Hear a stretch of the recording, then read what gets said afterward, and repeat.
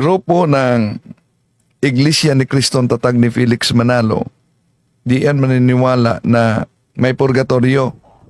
Pero sabi ni Cesar Sineta, wag na po kayong maniniwala sa mga depensor katoliko. Dito po kita libong sa Kakiburnok. Wag po kayong maniniwala dyan. Mga antikristo po yan. Hindi po kayo dadalhin sa langit yan eh. Dadalhin kayo sa purgatorio niyan. Sasangagin muna kayo sa purgatorio. Hindi kayo dadalhin sa langit yan. Yung nanay ng tatay ko, nung mamatay po yon, nasa purgatorio. Imagine, ang grupo ng Iglesia ni Kristong Tatag ni Felix Manalo, di yan maniniwala na may purgatorio. Pero sabi ni Cesar Sineta na yung nanay ng tatay niya nasa purgatorio daw. Yung nanay ng tatay ko, nung mamatay po yon, nasa purgatorio. Paano kaya niya nalaman? Nag-text kaya sa kanya na nasa purgatorio? Pero tatalakayin natin itong banat ni Cesar Sineta sa Iglesia ni Manalo. Samahan niya ako. Kasi umalingan, pag palaging inulit-ulit ay magmukha talagang katotohanan para sa ating mga kapatid na kulang ang kaalaman. Ang pagkadaya ay maranasan sa iba't ibang paraan. Pero napakasakit pag madaya tayo sa pananampalataya. Dahil nanganib pati ang ating kaluluwa. Viva Cristo Rey! Pro Dio et Ecclesia. Kumusta? Welcome. Ito yung lingkod Brother Wendell Talibong. At sa mga suki nating taga-subaybay, huwag kalimutan na pindutin ang like sa ating live. At kung bago ka lang, huwag kalimutan mag-subscribe. At pindutin ang bell button para updated kayo mag-comment at i-share ninyo mga kapatid. Although si Cesar Sineta ng Iglesia ni Cristo biglang nawala. Pero patuloy pang nagmumulto yung mga atake niya sa ating pananampalataya na umano'y, sabi niya, mga antikristo daw ang CFD. Dito po kita libong sa Kakiburnok. Wag po kayong maniniwala dyan. Mga antikristo po yan.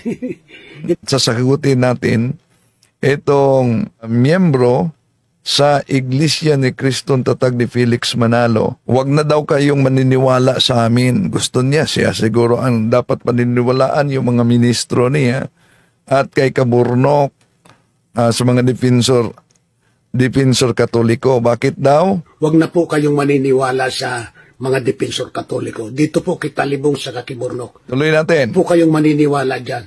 Mga antikristo po yan. So mga antikristo daw kami. Sino ba ang antikristo? Una, inaamin ni Cesar Sineta na siya galing sa simbahang katoliko.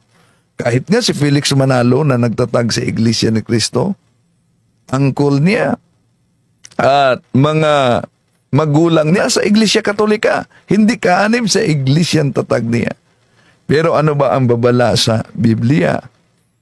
Sa unang Juan 2:18-19, napakalinaw ang babala nito.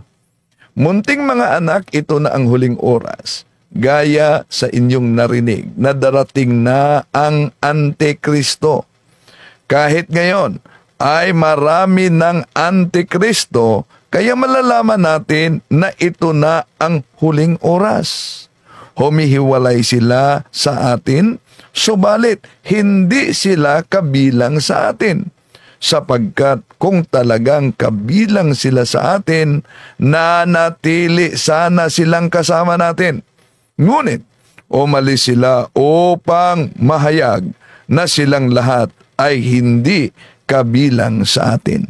See? Yun pala ang mga antikristo. Katuparan ay galing sa atin, ngunit sila'y humihiwalay.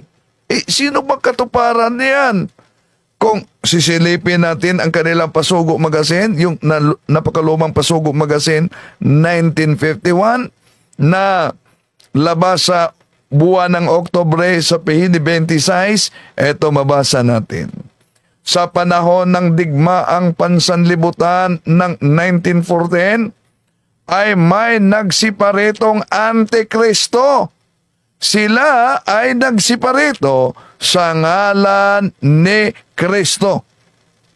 Kailan ba lumitaw ang Iglesia ni Kristong Tatag ni Felix Manalo. At di yan ikapagtataka mga kapatid, dahil kahit sa dami ng mga sikta ngayon na tatag lamang ng tao na lumitaw sa ating panahon. Di po ba? Bakit ganon? Noon pa man sa panahon ng mga apostol, may babala na ang si San Pedro. Sa ikalawang Pedro, Kapitulo 2, versikulo 3, ito mabasa natin. Sa kanilang kasakiman ay makikinabang sila dahil sa inyong mga salapi sa pamamagitan ng gawa-gawang salita. Ang hatol sa kanila ay mula pa noon at hindi magtatagal, at ang kanilang pagkalipol ay hindi natutulog. Delikado pala pag tayo'y mabiktima sa mga siktang tatag lamang ng tao. Kaya dapat mga kapatid, magsuri talaga. Huwag agad-agad daya o magpabudol sa daming mga siktang tatag ngayon na tao. Vicente at Tugnaw sa Romblon. Okay. Tuloy natin si Cesar Sineta ng Iglesia ni Kristong Tatag ni Felix Manalo, mga kapatid. Hindi po kayo dadalhin sa langit yan eh. Dadalhin kayo sa purgatorio niyan. Well, yun ang maling akala nila na basta purgatorio, hindi makapunta sa langit. Mali yan. Dahil ang final destiny ng nasa purgatorio ay langit. Walang nasa purgatorio pupunta sa impyerno. Ang problema lang kasi sa INC inaniba ni Sinita una, ang kanilang maling aral na natanggap mula kay Felix Manalo, kung ang tao ay mamamatay, mananatili ito sa libingan. Yun ang aral nila, mananatili sa libingan at maghintay kung kailan babalik ang ating Panginoong Hesus sa General Judgment. Bakit? Dahil para sa kanila, lalo na gagamitin ng mga ministro, yung awit, Kapitulo 146, 4, yun ang paboritong gagamitin nila na nakasulat kasi sa awit. Ang hininga niya ay pumapanaw. Siya ay manunumbalik sa kanyang pagkalupa. Sa araw ding yaon ay mawawala ang kanyang pag-iisip. So dahil diyan mga kapatid sa nabasa nila, ang konklusyon nila na ang tao, kung siya'y mamamatay, nasa libingan lang. Dahil ang kaniyang pag-iisip mawawala, ang kaniyang hinihinga umano, at ang kaniyang katawan ay bumalik sa pagkalupa. Totoo naman yan. Pero tandaan natin na ang tao ay may katawang panlupa at may katawang panlangit. Kaya nga kung sabihin natin, tingnan natin ang unang Korinto 15:40, malinaw ang sabi ni San Pablo, may ukol, meron namang katawang ukol sa langit at mga katawang ukol sa lupa. Datapwat, iba ang kaluwalhatian ng ukol sa langit at iba ang ukol sa lupa. Ang aral ng Iglesia ni Kristong Tatag ni Felix Manalo, pag ang tao ay mamatay, patay din ang kaluluwa. Pero hindi yan ang aral ng ating Panginoong Hesus, dahil ang ating Panginoong Hesus nagturo San Mateo Kapitulo 10, versikulo 28, at huwag kayong magkatakot sa mga nagsisipatay ng katawan. Datapwat, hindi kakapatay sa kaluluwa. So, meron talagang bahagi sa tao na hindi mamatay, at yun ang kaluluwa. At pagkamatay sa tao, di yan ibig sabihin na pati kaluluwa ay nanatili sa libingan. Bakit? dahil may tinatawag tayong particular judgment. Haharap talaga tayo sa hukuman, Hebreo 9:27. Itinakda na minsan lamang mamamatay ang tao at pagkatapos nito ay ang kahatulan. Napakalinaw mga kapatid na may kahatulan pagkatapos ng kamatayan. No? So, ngayon, kung ikaw ay may mortal na kasalanan, at alam mo talaga na ang simbahang tatag ng ating Panginoon Jesucristo ay ang Iglesia Katolika, ngunit talagang hinihiwalayan mo ang tunay na iglesia at yumakap ka sa siktang tatag lamang ng tao, meron talagang pananagutan diyan. No? Kung ang isang tao namatay na may dalang isa lamang na mortal na kasalanan, sapat na para makapunta sa impyerno. Ngunit, pag ang isang tao ay pinagsisihan ang mortal na kasalanan, ikinukumpisal niya ang mortal na kasalanan, kaya nga nagtanong ang iba, bakit kailangan pa mangungumpisal? Yun kadalasan, diretso na lang ako sa Diyos. Bakit kailangan pa mangungumpisal? Sa Hebreo Kapitulo 3, versikulo 27 sa The Living Bible, we are all Christians, we are one. So ibig sabihin, na nagiging kabahagi ta sa katawan ng ating Panginoong Jesucristo. At dahil kabahagi ta sa katawan ng ating Panginoong Jesucristo, alam nyo ba na ang sabi ni San Pablo sa Biblia,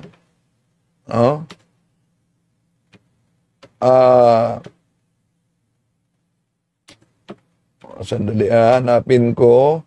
Ang sabi ni San Pablo sa Biblia ay ang sakit daw, ang sakit sa isang parte ng katawan ay sakit sa buong katawan. 1 Corinthians chapter 12 verse 26. Sa 1 Corinthians chapter 12 verse 26, ang sakit sa isang bahagi ng katawan ay sakit sa buong katawan. Ano po bang punto niyan, mga kapatid? Ibig sabihin, dahil tayo'y kabahagi sa katawan ni Kristo, yung iglesia niya, katawan, dahil sa binyag, Galatia chapter 3 verse 27, we are one, we are all Christians. Kung tayo'y magkasala, apektado pati ang simbahan na katawan ng ating Panginoon Jesucristo. Kaya dahil apektado ang simbahan na katawan ng ating Panginoong Jesucristo, kaya kailangan tayong makipag-reconcile sa Panginoon sa pamamagitan ng kaniyang simbahan. Napansin niyo ba? Kung ang isang tao ay nakapatay, kahit isa lang ang kanyang napatay, di ba mortal sin? Pero ano ang kaso niya? People of the Philippines versus, bakit people of the Philippines? Kung isa lang ang napatay niya, dahil nagkasala siya sa batas ng ating bansa. Dahil siya ay Filipino citizen. Di ba? Ganon din ang sino man sa atin na nagkasala, kahit sekreto yan na kasalanan, apektado ang simbahan. Kaya yun ang dahilan kung bakit mangungumpisal tayo at wala yan sa ibang sikta. Ito din tinatalakay ni Cesar Sinita ng Iglesia ni Kristong Tatag ni Felix Manalo. Sasangagin muna kayo sa purgatorio. Hindi kayo dadalhin sa langit yan.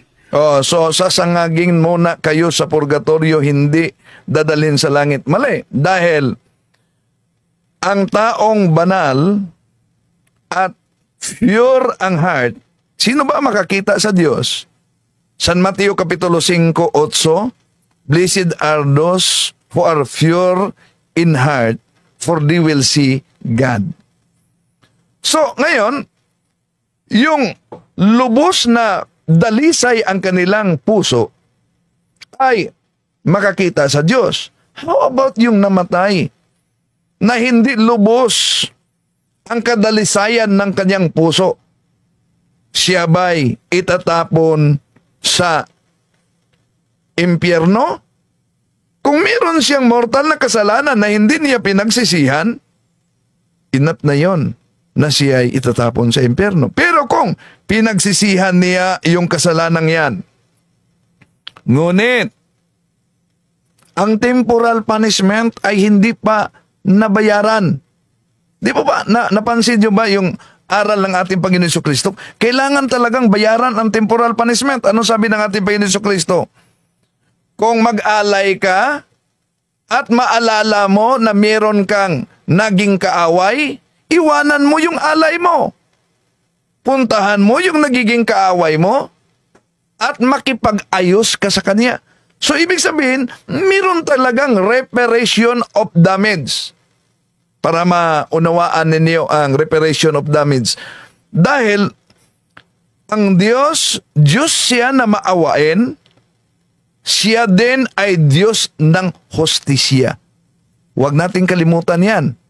Ang justice, kailangan talaga na babayaran yung temporal punishment, mga kapatid. Para maunawaan ninyo, nagmamaniho ka na ng sasakyan, pagkatapos nabundol mo ang sasakyan ng kaibigan mo, nakita kaibigan mo pala, so pinatawad ka. Pero may damage na dapat bayaran mo. Yung nagiba sa kanyang sasakyan, babayaran mo. So yun ang tinatawag na reparation of the damage. Kaya, mag-ingat talaga sa taktika ni Satanas na gawin mo itong kasalanang ito, pagkatapos mong gawin, mangungumpisal ka lang. So, sa kumpisal, tinanggal ng pare ang silot, no, sa impyerno kung pinagsisihan nating lubos, pero merong temporal punishment na dapat mabayaran natin habang buhay pa tayo. Kung hindi natin yan mababayaran habang buhay pa tayo, yon ang babayaran natin sa kabilang buhay. Doon na papasok ang sinabi ng ating Panginoong Hesus sa Marcos Kapitulo 9, 49. Bakit di nila yan paniniwalaan? Ano sabi ng ating Panginoong Hesus? Bawat tao daw walang exempted yan, ay dadalisayin sa pamamagitan ng apoy. Imagine, may binanggit ang ating Panginoong Hesus diyan na bawat tao ay dadalisayin sa pamamagitan ng apoy. Ngayon, mga mahal na kapatid, dadaan ba kahit sino? O tignan yung unang Korinto Kapitulo 3. Kapitulo 3, versikulo 13 hanggang 15. Ano ang sabi? Napakalinaw ang sabi ni San Pablo dyan, na maliban na dadalisayin ang ating bawat tao sa apoy. Bakit? Dahil anong requirements para makapasok sa langit? Revelation chapter 21 verse 27, but nothing unclean will enter heaven. So walang sino mang makapasok sa langit na may maliit lamang na kasalanan. Kaya dahil diyan, walang makapasok sa langit na may maliit na kasalanan. Iyon ang sabi ng ating Panginoong Hesus, Marcos 9:49, sapagkat ang bawat isa dadalisayin sa apoy. Meron umanong dadalisay sa bawat isa apoy. Ano itong apoy na ito? Ito po ba'y impyerno? Hindi. Ito ang tinatawag sa simbahan at idineklara ng simbahan na purgatorio.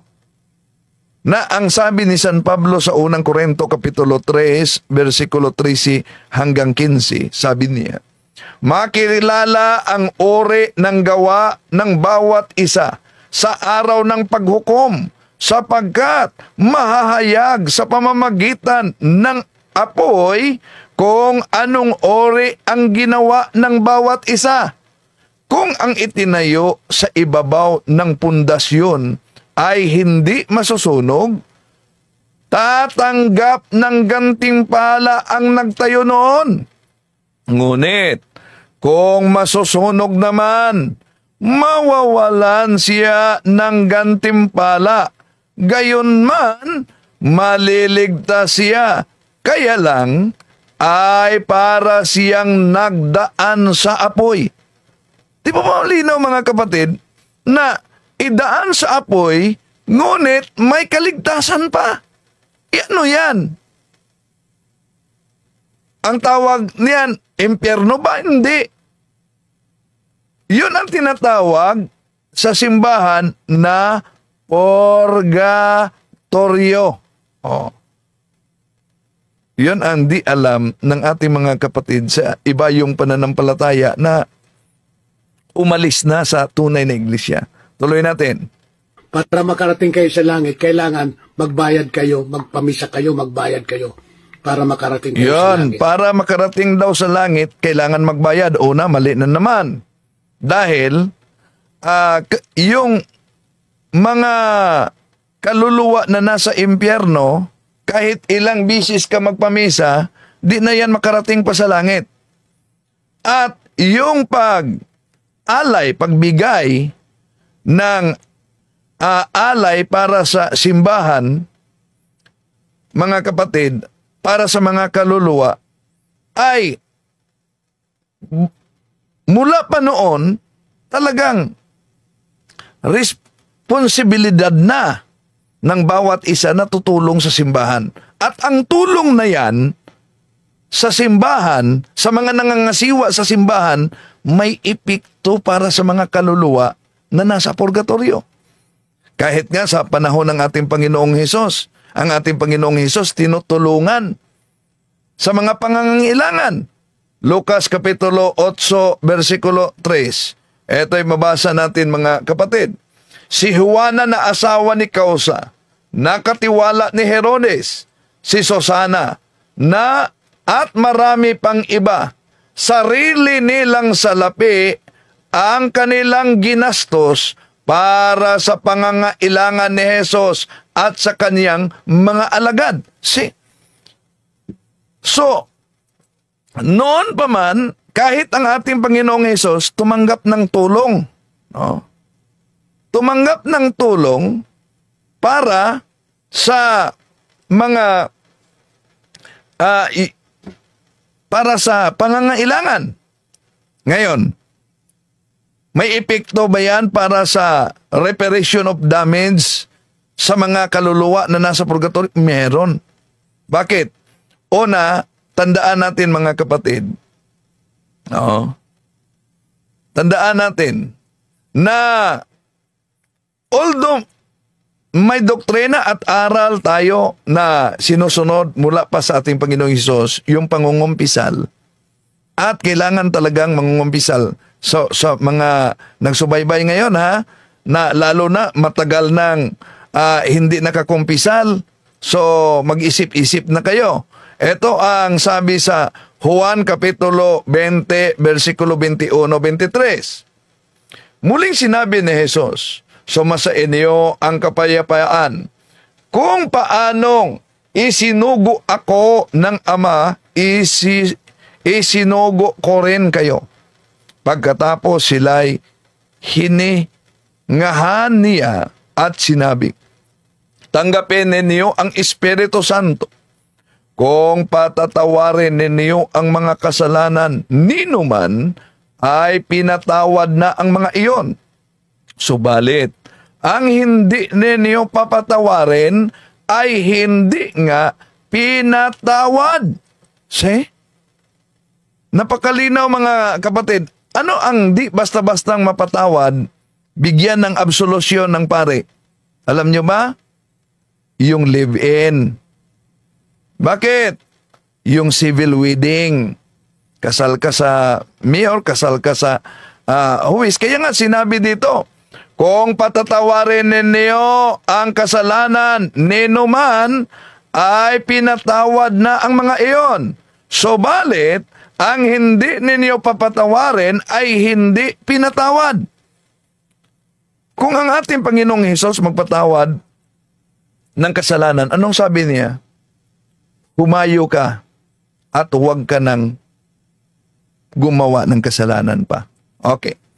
Sa mga live-in, mangungumpisal ka, kadalasan, di talaga yan bigyan ng absolusyon o sa mga civil wedding. Bakit? Maliban lang kung ikaw ay tatanggap sa sakramento ng simbahan. Mangungumpisal ka. Anong sabi ng ating Panginoong? Humayo ka, huwag ka nang magpakasala pa. Pero balik ka naman sa live-in mo.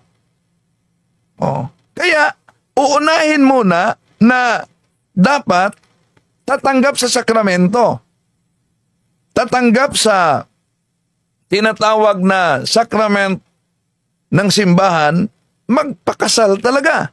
Ngayon, kung maalala ninyo mga kapatid, na si Propeta David nagkasala, nangumpisal siya, saan? Kay Nathan. Pero pinatawad ang kanyang kasalanan, pero makita natin sa talatang ito na may temporal punishment talaga bawat kasalanan na pinatawad na. Saan yan mabasa? Pansinin ninyo ha? So malaki talaga ang epekto. Hindi ibig sabihin, basta nakumpisal ko na ito, wala na, eres na. Meron pa tayong obligasyon na dapat bayaran natin habang buhay pa tayo yung temporal punishment dahil ang Diyos ay justisya. Temporal punishment sa kasalanan na pinatawad na sa kumpisal. Tulad sa Ikalawang Samuel, Kapitulo 12, versikulo 13 hanggang 14. Sinabi ni David kay Nathan, nagkasala ako kay Yahweh. Sumagot si Nathan, pinatawad ka na ni Yahweh at hindi ka mamamatay. Ngunit, dahil nilapastangan mo si Yahweh, ang magiging anak mo ang mamamatay. Napansin niyo ba mga kapatid? Pinatawad na ang kaniyang kasalanan, ngunit may epekto. Merong temporal punishment. Okay. Tuloy muna natin at itong temporal punishment, kung hindi lubos natin mabayaran, habang buhay pa tayo, hindi natin makamit. Lalo na yung tinawag na plenary indulgence. No? Ano yung plenary indulgence? Mga mahal na kapatid, para maunawaan nyo ang plenary indulgence, ito. Bigyan ko kayo ng example. Halimbawa, nakulong ka at pinatawan ka sa korte na makulong reclusion perpetua. Ibig sabihin, abang buhay na yan, reclusion perpetua. Pero sa loob ng kulungan sa takbo ng mga taon, nakatanggap ka ng presidential pardon. Mayroong mga ganyan. Di ba? Na nakatanggap ng presidential pardon. Anong mangyari? Pag makatanggap ka ng presidential pardon, yung hatol ng korte na makulong ka, reclusion perpetua ay maputol at makalabas ka sa kulungan because of the presidential pardon. Ganon din ang plenary indulgence. Na iyong mga temporal punishment na dapat pagbayaran natin habang buhay pa tayo sa mga mabuting gawa, mga mahal na kapatid. Kung ating makamit ang plenary indulgence, lalo na may plenary indulgence na ibinigay ang simbahan pitsa 1 hanggang pitsa 8 sa Nobyembre, provided na una, meron ka talagang purpose to obtain plenary indulgence. Hilingin mo yan sa morning prayer. Lord, I wish to obtain plenary indulgences attached to my good works and prayers. Pangalawa, na mangungumpisal ka, magsimba ka. Pangatlo, magbisita ka sa sementeryo. Ako kahapon, kahit nag-iisa lang ako, gabi na, pumunta talaga ako sa sementeryo at manalangin para sa mga yumao. No? At ipanalangin ang intensyon sa Santo Papa. So, may mga kondisyon yan. How to obtain plenary indulgence? Magro-rosary together with the family. May plenary indulgence yan. Magbisita sa Adoration Chapel, 30 minutes, may plenary indulgence yan na ibinigay ang simbahan. Yun. Maraming hindi alam kung ano yung talagang plenary indulgence. Di ba ba? Dapat alam natin yan. Kung ang isang tao ay mamatay na nakakuha ng plenary indulgence, di ka nadadaan sa purgatorio. Diretso na sa langit. Okay, tuloy natin si Cesar Zenita. Kaya huwag kayong maniniwala dyan sa mga depensor katoliko. Huwag daw maniniwala. Alang naman na doon kayo maniniwala sa depensor sa Iglesia ni Manalo. Okay. Kahit magbanal ka po dyan sa Iglesia Katolika, sa purgatorio ka rin. Mali! Yung lubos na banal, diretso sa langit. Kaya nga, meron tayong kapistahan All Saints Day. Ano yung All Saints Day? Nobyembre 1. Yung mga santo na nasa langit na. At pwede yung mga santo na dumaan sa purgatorio, ngunit lubos nang nadalisay ang kanilang kaluluwa. Dahil Marcos 9:49, bawat isa'y idadalisay sa pamamagitan ng apoy. No. So, sila na nakapunta na sa langit, pwede nating lapitan. Hebreo Kapitulo 23, versikulo 12. Yung mga banal na kaluluwa na nasa purgatorio, mga banal yan. Pero, hindi 100% na purify ang kanilang puso. Remember, ang sabi ng ating Panginoong Hesus sa Mateo Kapitulo 5:8, Blessed are those who are pure in heart, for they will see God. So, kung hindi lubos, purify ang kanilang puso. Dahil alam naman natin, sabi pa ni San Juan sa unang Juan Kapitulo 1, versikulo 8, kung sinabi nating ako'y walang kasalanan, dinaya natin ang ating sarili at wala sa atin ang katotohanan. Ibig sabihin, kahit nangungumpisal na tayo, pero paano natin nalaman? Kahit ginawa na natin ang mga dapat natin gawin, na nabayaran na talaga natin. Diyos lang ang nakakaalam sa mga temporal punishment na dapat nating pagbayaran. Di ba? Okay, tuloy natin. Sana po yan sa bakit ako umalis talaga dyan. Nakita ko po yan, kitang-kita ko po yan eh.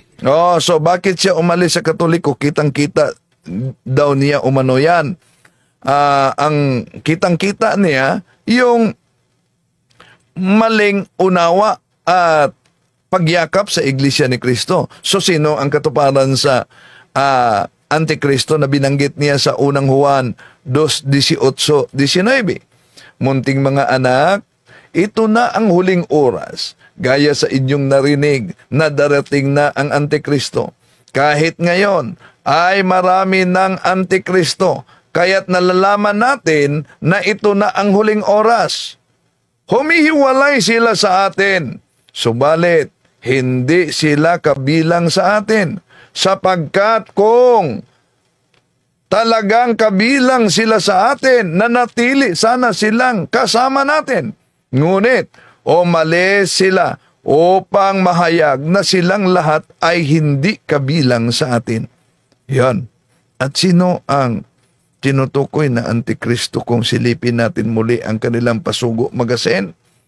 Ito, October 1955, page 26. Sa panahon ng digmaang pansanlibutan ng 1914 ay may nagsiparitong Antikristo.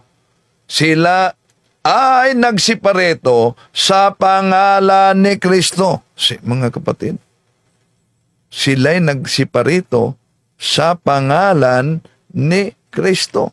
Kaya, ingat talaga. Okay. Tuloy natin si Cesar Zenita.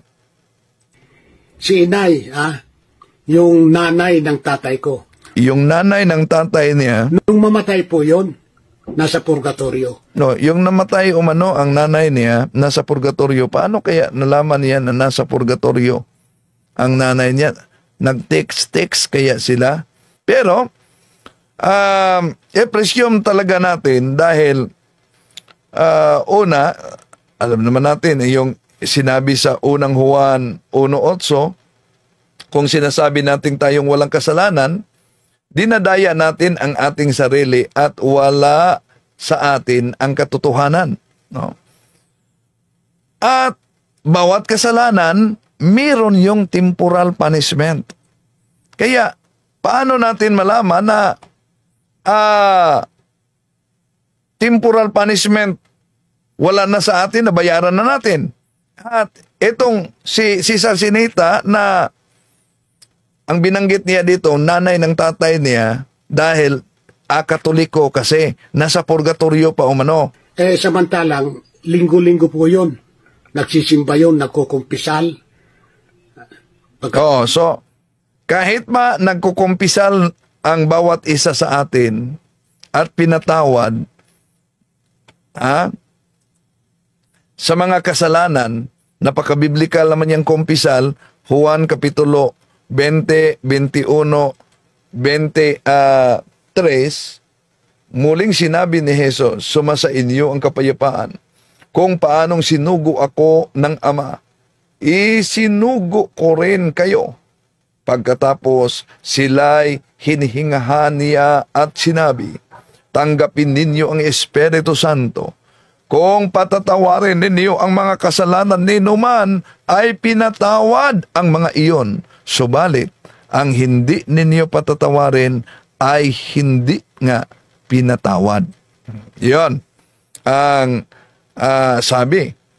At nabasa na natin sa ikalawang Samuel Kapitulo 12, versikulo 13-14, na ang kasalanan na pinatawad na ay may temporal punishment pa na dapat bayaran natin.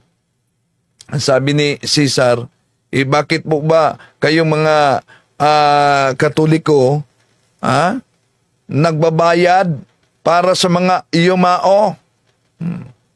Una mga kapatid, makakatulong talaga ang mabuting gawa natin at ang ating mga panalangin para sa mga yumao.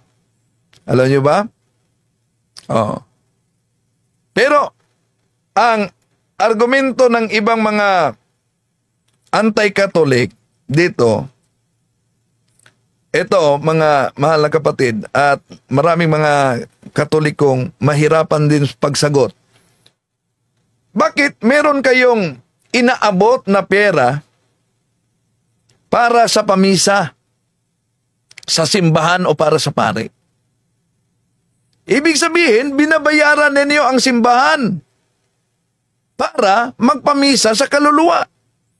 So kung walang bayad, yung kaluluwa na nasa purgatorio, di makapunta. Excuse me po. Una, bawat misa, dinasal ng pare, kaawaan mo Panginoon ang mga kaluluwa sa mga yumao, lalo na yung mga kaluluwa na wala nang nag-alala pa sa kanila. Sino ba yung mga kaluluwa na wala nang nag-alala sa kanila? Kaluluwa yon ng mga ibang, nasa ibang pananampalataya. So kung ang kanilang termino, kailangan ng bayad para sa panalangin, di ba nila alam na bawat misa, kasali sa panalangin ang kaluluwa sa mga yumao na kaiba yung pananampalataya na hindi na inalala pa nila. Kasali yan kahit wala silang donasyon, di po ba? Pero tayong mga Katoliko, mga kapatid, bakit nagbigay tayo ng donasyon? Bakit nagbigay tayo ng tulong sa simbahan sa pag-alala natin sa mga kaluluwa sa mga yumao? Una, ang pagbigay natin ng donasyon ay tulong natin yan sa mga naglilingkod sa Diyos sa simbahan. Bakit? dahil isa pong obligasyon ng bawat Kristiyano ang pagtulong sa mga nangangasiwa sa atin sa mga sakramento. Ulitin ko, mismo ang ating Panginoong Hesus sa kanyang panahon, tumanggap siya ng tulong para sa mga pangangailangan. Lucas Kapitulo 8, versikulo 3. Si Juana na asawa ni Kusa, nakatiwala ni Herodes, si Susana at marami pang iba, sarili nilang salapi ang kanilang ginagastos para sa pangangailangan ni Hesus at ng kaniyang mga alagad.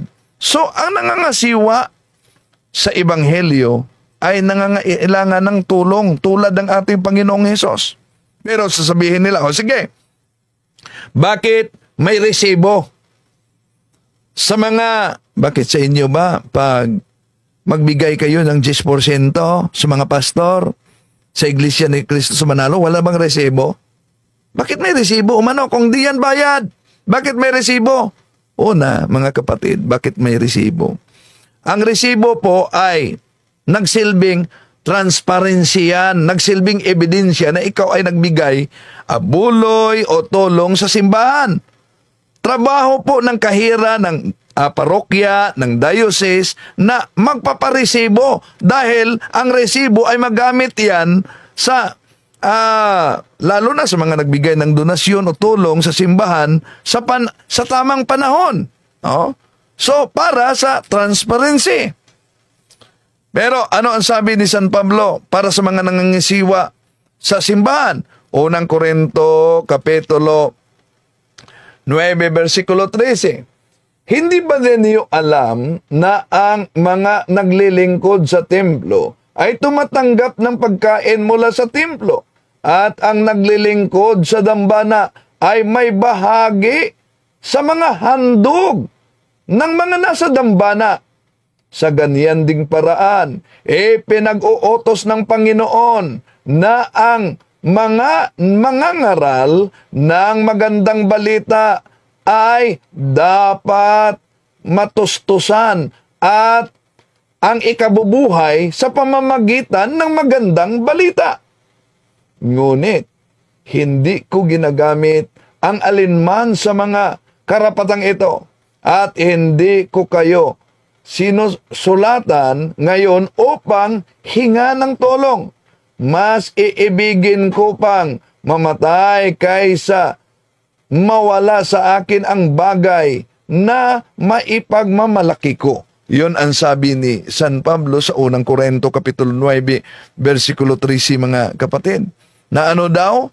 Na yung nag-aalay, yung nangangaral ng magandang balita ay dapat matustusan ang bubuhay umano sa pamamagitan ng magandang balita.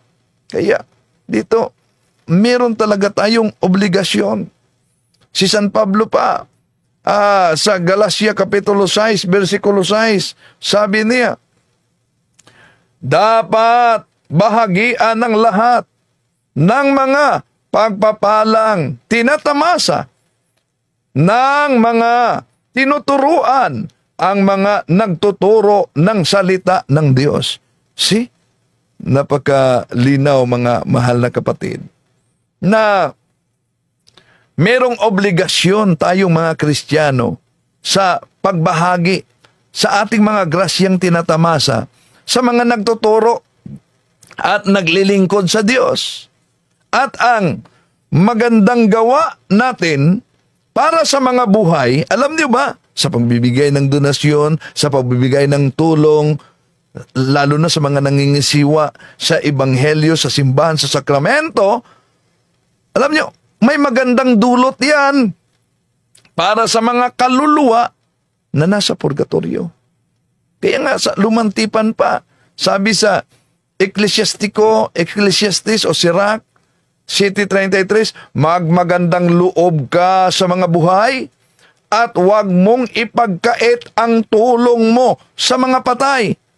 So, yung magmagandang loob ka sa mga buhay, Iyon, lalo na sa mga nangangasiwa sa simbahan, dahil nabasa natin Galacia Kapitulo 6, versikulo 6, na sabi ni San Pablo na dapat bahagian ng lahat ang mga mapagpalang tinatamasa ng mga tinuturuan, ang mga magtuturo ng salita ng Diyos.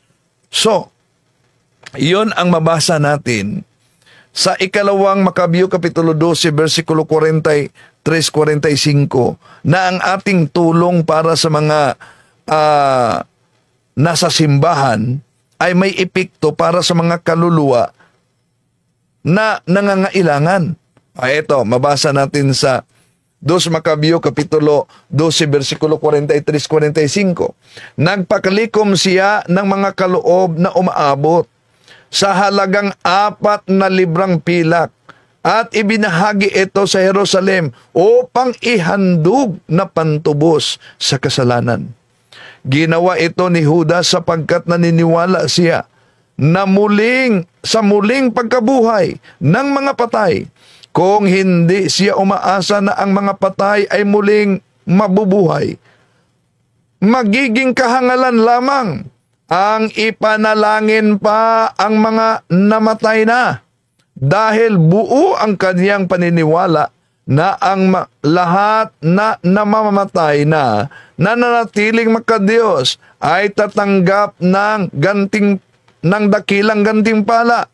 Ginawa niya ang paghahandog na iyon upang ang pagkakasala ng mga namatay na ito ay patawarin. Nakita niyo ba mga kapatid? Napaka-biblical ang aral natin. Ang problema lang, itong King James Version na ginagamit sa ibang mga sekta ngayon, kulang na ang kanilang aklat, mga kapatid. Kulang. Bakit kulang ang kanilang aklat? Dahil ang King James Version 1611, meron pa yung tinatawag na apocryphal box na tinatawag nating Deuterocanon. Sa aklat na ang pamagat How We Got Our Bible by Ralph Early, page 32, in fact, one of the men who produced the King James Version became Archbishop of Canterbury and issued a decree that anyone who published the King James Version without Apocrypha should be imprisoned for a year. Nako, makukulong pala ang maglabas ng Bible sa protestante na walang Apocrypha. Ang tanong, 1611 hanggang ngayon, meron pang apocryphal book sila na Deuterocanon. Ibig sabihin, yung ikalawang Makabyo, mabasa pa yan sa King James Version 1611. However, ang karamihang nagdala ng King James Version ngayon, kulang na. 66 books na lang ang nasa kanilang King James Version. At bakit 66? Di ba nila alam na ang 66, mga kapatid, ang numero 6, numero yan ng demonyo? Bakit kulang? Kailan nila tinanggal? Balikan natin ang aklat, How We Got Our Bible by Ralph Early, page 33. Ito, mabasa natin. The British Foreign Bible Society, which voted in 1827 not to use any of its funds in publishing the Apocrypha. From that time, most copies of King James Version omitted these books. Yon. Tinanggal nila. Bakit tinanggal nila? Dahil mabasa natin. No? Dahil mabasa natin, mga kapatid, na kailangang i-remember natin, alalahanin natin ang mga yumao at mag-alay tayo para sa kanila, at yung alay na yan ay maka-epekto yan hindi lang sa mga patay, kundi bilang magandang loob sa mga buhay. Sira Kapitulo 7:33. Anong mabasa? Magmagandang loob ka sa mga buhay at huwag mong ipagkait ang tulong mo sa mga patay. So sila, bigay ng donasyon 10% sa kanilang mga pastor, pero walang epekto para sa mga yumao dahil hindi na nila inalala pa ang mga yumao nila. Pero tayo mga Katoliko, kahit hindi na inalala nila ang mga yumao nilang mga kapatid, mga ninuno, pero sa lahat ng misa sa buong mundo, isinali yan ng pari sa kanyang panalangin. Panginoon, alalahanin mo ang mga kaluluwa sa mga taong yumao, lalo na yung mga kaluluwa na wala nang nag-alala pa sa kanila. Sino yung mga kaluluwa yan na walang nag-alala? Walang iba. Kaluluwa yan sa mga ibang sikta.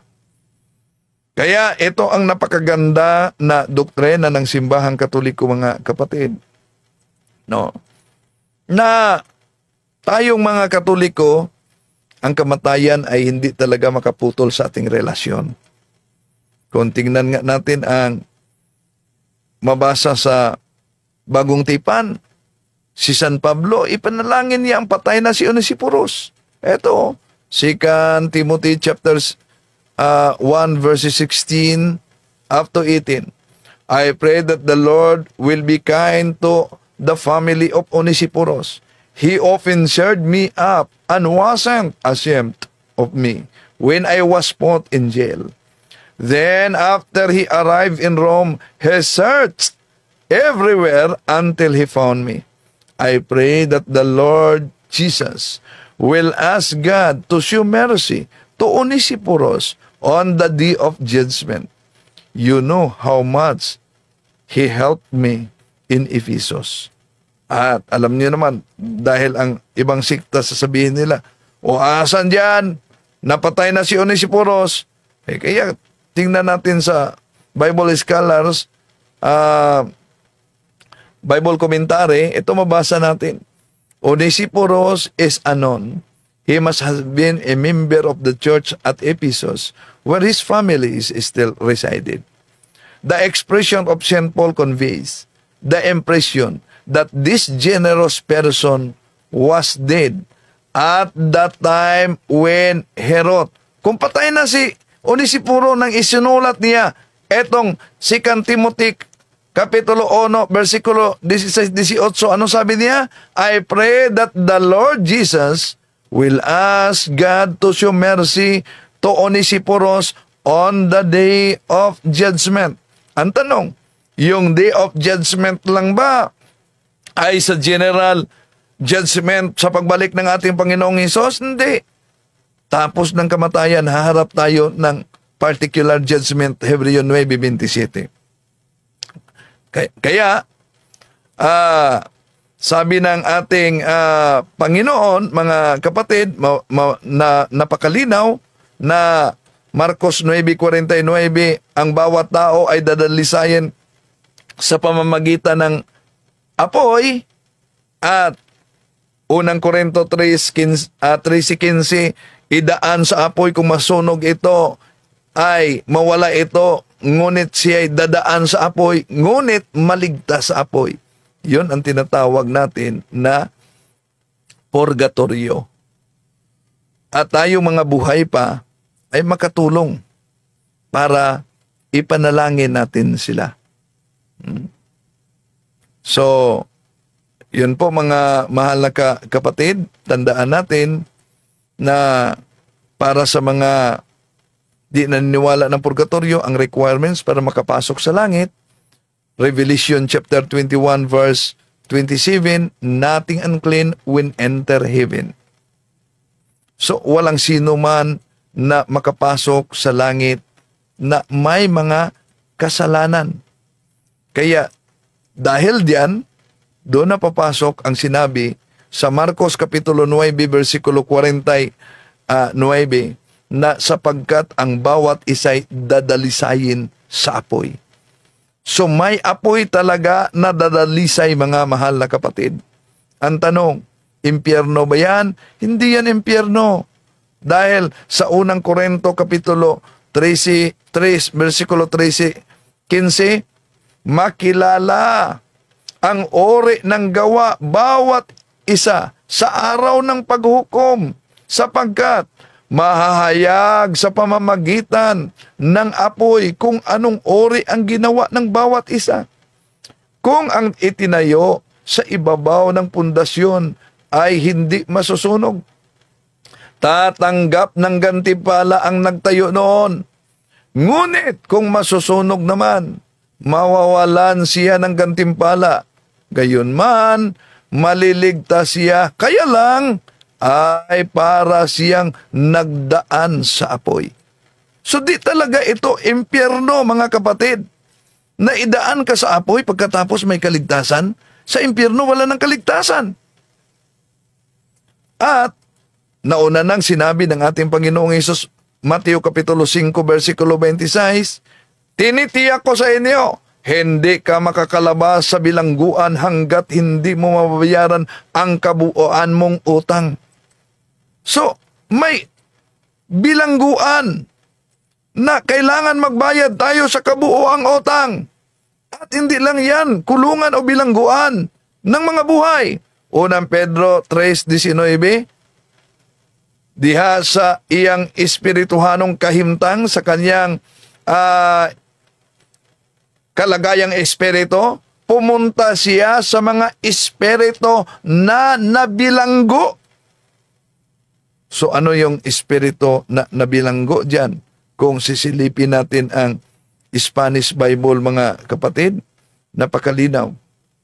Ito ang sabi, a los tales predico mucho tiempo el Espíritu por boca de Noé la fabricación del arca, el Padre se entiende, el por cárcel, el purgatorio.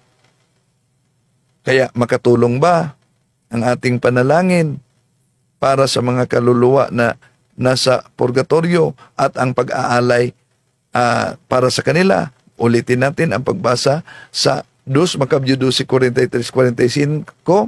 Nagpalikom siya ng mga kaloob na umaabot sa halagang 4 na librang pilak at dinala ito sa Jerusalem upang ihandog na pantubos sa kasalanan. Ginawa ito ni Judas sapagkat naniniwala siya sa muling pagkabuhay ng mga patay. Kung hindi siya umaasa na ang mga patay ay muling mabubuhay, magiging kahangalan lamang ang ipanalangin pa ang mga patay na, dahil buo ang kaniyang paniniwala na ang lahat ng mga namamatay na nanatiling makadiyos ay tatanggap ng dakilang gantimpala. Ginawa niya ang paghandog na iyon upang ang pagkakasala ng mga namatay na ito ay patawarin. Kaya di totoo ang sinabi nila, mga kapatid, na